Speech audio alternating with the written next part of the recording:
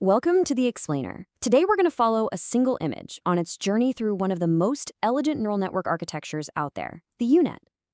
We're going to watch as it's taken apart, understood, and then put back together in a completely new way, all by tracking exactly what happens to the data.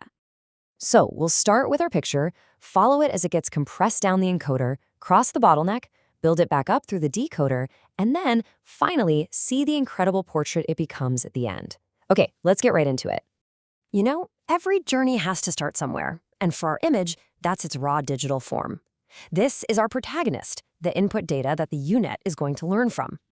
All right, so what are we actually working with here? Our input is a block of numbers. Basically, it's an image that's 96 pixels high, 128 pixels wide, and has 3 color channels, for red, green, and blue.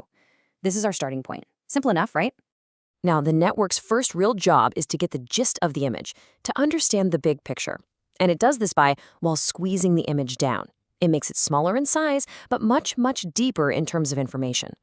This whole compression process forces the network to figure out what's most important. Let's see how it does that. In this very first block, a couple of convolutions get applied. Now, convolutions are kind of like feature detecting filters. And look at the dimensions. The height and width, 96 by 128, they stay the same, but the channel depth just explodes from 3 to 32. Right off the bat, the network is hunting for 32 different features. Then a max pool operation comes in and basically cuts the height and width in half. And just like that, the journey down the funnel has begun. Okay, on to the next block, clock 2. And guess what? It does the exact same thing again. It takes that 48 by 64 by 32 data, and bam, it doubles the feature depth to 64 channels. And just like before, max pooling slices the spatial dimensions in half, bringing us down to 24 by 32. You can really start to see the pattern emerging now, can't you? This is where watching that pattern really gets interesting. In block 3, we have the size again to 12 by 16, but we double the channels to 128. Then, block 4 pushes it even further, squeezing the image to a tiny 6 by 8 pixels, but now with a whopping 256 feature channels. The network is essentially trading physical space for conceptual space. It's caring less about where things are and more about what they are. So, after all that squeezing, our data finally arrives at the very bottom of that U shape that gives the network its name. We've hit the bottleneck. And here it is. At its most compact size, just 6 by 8 pixels, the data hits its absolute peak channel depth, 512. This is it, the most concentrated abstract summary of the original image. All the high-level info, like what the image is about, is packed into this tiny but incredibly deep block of numbers. Okay, so the journey reverses. The network now has to rebuild the image all the way back to its original size. But, wait a second. How does it remember all those fine-grained details that it seemed to just throw away on the way down? And this is the absolute genius of the Unet. Its magic trick is something called a skip connection. Think of these as highways that carry that high-resolution information directly from the encoder on the way down over to the decoder on the way up, completely leapfrogging the bottleneck.